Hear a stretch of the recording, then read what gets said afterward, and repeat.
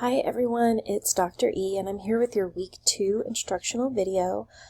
Sorry I'm not including myself in it, but it was a very late night with a very ill pet who is just fine now, but I look like I feel, so it's better not to include me. So what I want to do is to start by going to the content area and going to this week, right? So remember that on the left-hand side we have all those resources, including MLA and D2L, all that good stuff, and then we get into the different weekly modules. And so for this week, this is copied directly from the course schedule, so you have access to this and kind of at least have a sense of what we're reading and the pace for that, those of you who maybe want to get a little bit ahead on your reading.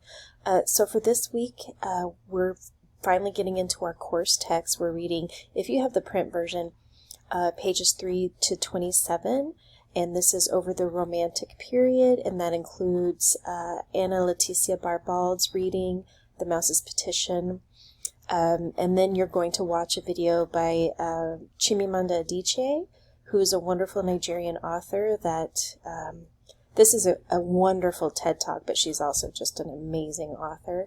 But before I get to what we're doing this week, I'm going to show you what our online version of the course text looks like. So depending on how you purchased the electronic version, if you purchased from the bookstore, the electronic version, I believe you have to go through Yuzu to access that.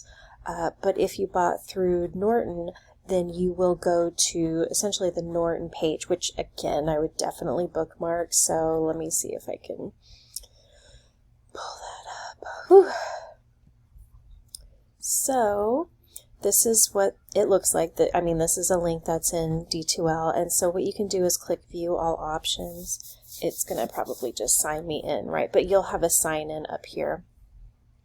Anyhow, so I just want you to get a sense of how the book is structured. So what we will focus on is what are the writings that are important in British literature, or that we find important in British literature from particular time periods.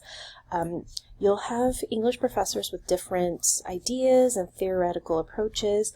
I'm definitely of the mind that what's going on in the world during these periods leads to particular kinds of writing. We have authors who have very different experiences, which are determined a lot by what's going on in the country at the time.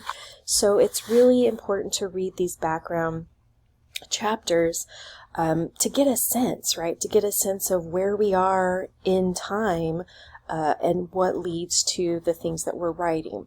So we're starting with the Romantic period. That's the beginning of our course studies. And then we'll eventually work our way to the present. So the Romantic period, and if you scroll down, you'll just see there's always a timeline that starts the background chapters, and then we just get into the details.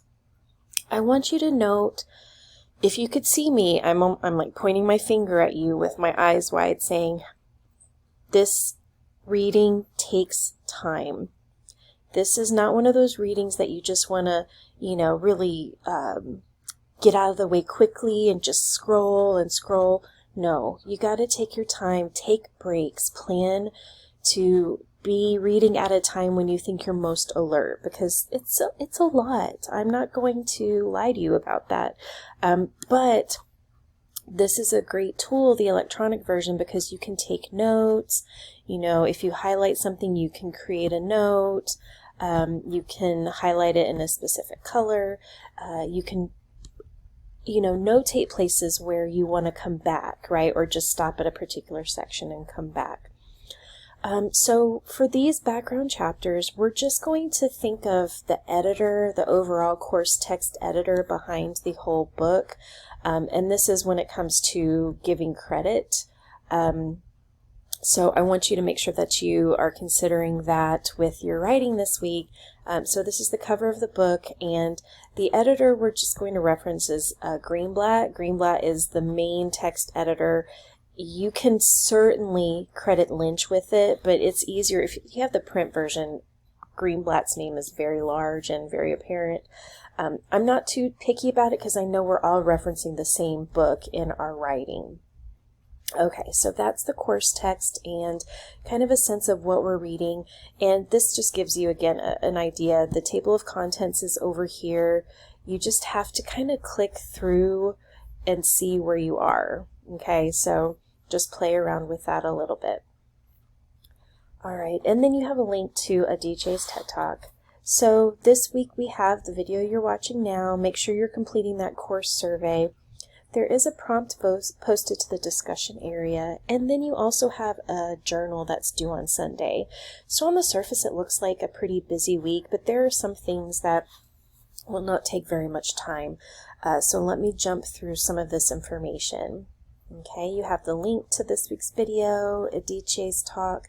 Take some time to review those important course documents. I know you have already. I'm sure you have all committed everything to memory, but just in case. All right, so we do have the week 2 discussion video. I've listed that first just because it's due on Thursday. And remember that though that 48-hour extension for grades, that it does not negatively impact your grade overall, but that's only for assignments that are uploaded, such as the journal or the quiz. Because those discussions essentially need to happen in real time, and you need to allow time for your colleagues to respond to you by Sunday. So just something to keep in mind. Make sure you're setting that reminder. So if you click on week 2, I want you to write at least 2 paragraphs about what you believe is important about a DJ's video. So this is your response. And I want you to stay away from the, oh, it was really wonderful, or, oh, I didn't appreciate it very much, da-da-da. No.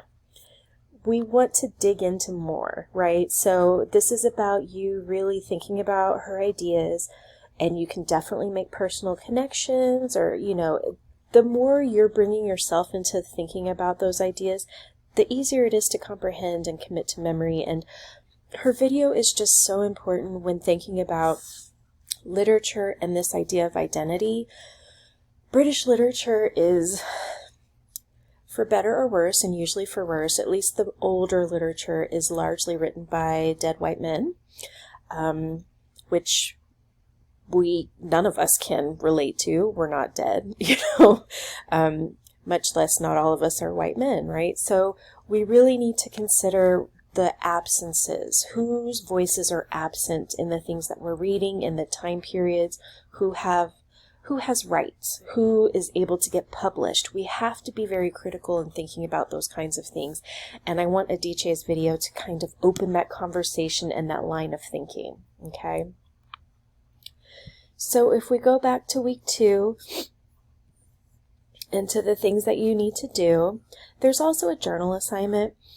So I want you to think of the journal as it's a more formal kind of discussion post. The discussion post is meant to be a little, I'm still going to grade based on your writing and your ideas, but your more formal writing comes in this way. The journal is a way for you to really push your ideas in terms of connecting to what you're reading. So another term to consider for a journal is almost like a reading assessment or a reading log in some ways. So you'll have more specific guidelines in the future, but we're really just easing into this. So there will be a video, there will be a handout, but we're just easing into it. It's just the second week, right? We really want to focus on your reactions and ideas as you read. So I want you to this week imagine you live during this time period and you are an author of some sort, because every background chapter is going to give us historical data as well as what's going on in literature at that time. Okay, so if you were an author at this time period, what would your experience be based on what you read? What would influence your writing? So what's going on during this time period? What would your life be like? What would your writing be like? So put yourself there, right? It's important to consider your own identity when going through the reading, and keep it in mind, right? Because you have to consider what are the laws that existed, what's occurring socially, politically, etc. So we don't need direct quotes this time. In the future, I'll ask for more kind of research-based ideas, but you'll need to identify the sections just to give us some specifics. So the online text does not have page numbers if you're using the print version, that's great. You can use page numbers. So credit the text editor for those background chapters, and so I said Greenblatt's fine. So I put here, for example, if I wanted to somehow connect my own life, I might write the following. So here's an example of something I might write. If I identified as a poet during this time period, I wouldn't refer to myself as a romantic poet because this was not a term used to reference the time period until the later Victorian era, according to Greenblatt. And that's from, quotation marks, The New Poetry's Theory and Action. So that's an actual section in the Romantic period, which eventually I'll find.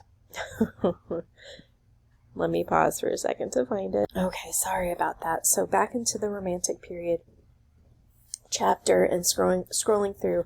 So this is the section that I would reference, okay?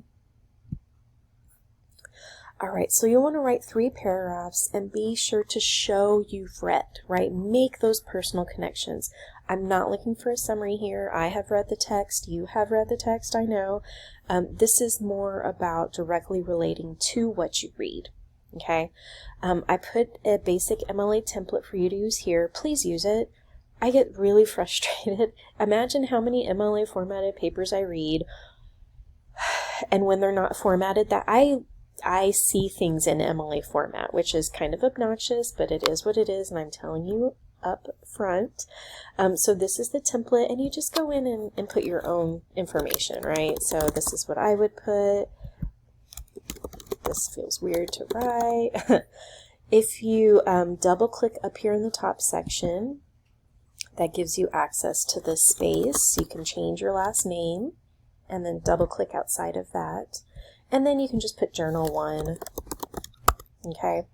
And then you would begin your text here, okay?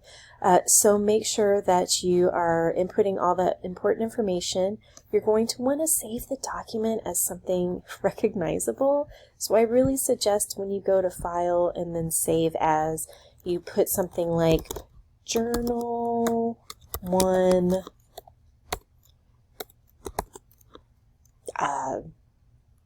Britlit or something, right? Make sure you're saving in Word format. Those of you using Pages, I cannot stress enough, you can save in PDF as well, but you should save in just Word format. That's fine, not just .doc or .docx, right? If you have Pages, then make sure that you're going to the content area to see how to save your file or export your file as a PDF. You upload your document here. Make sure that you are clicking submit when you're done, so that everything is set, and you'll get a confirmation email from D2L when you've submitted your assignment. Just make sure it's the correct assignment and not the template. That's why you should really rename your documents, just saying. The student survey is here, so make sure that you're completing that by Sunday. And then you have your week 2 quiz, which is heavily based on the reading. I'm just, again, trying to give you that info up front. I've also put these in order of kind of the time spent. Essentially, the journal is probably going to take you the longest amount of time, but it's not due until Sunday. So I put the discussion first, and then the student survey should take about 15 minutes, maybe a little more depending on your answers. And then the quiz should not take very long if you have read. I'm leaving it there. If you could see me, I'm staring at the camera to encourage you to read. All right, so again, you have all the resources over here. So if you are looking for how to convert a Pages file to a PDF, you have it right here, okay? Please make sure that you're utilizing all these resources that are available to you because, why not? All right, y'all, if you have any questions, please post in that Q&A discussion board, which is right here. And you can post anonymously if you'd like. But I'm hoping that, you're starting to feel more settled and feel less overwhelmed. But I am here. I'm a resource. I want you to succeed. So make sure that you are reaching out whenever you need me. All right, take care and have a great week.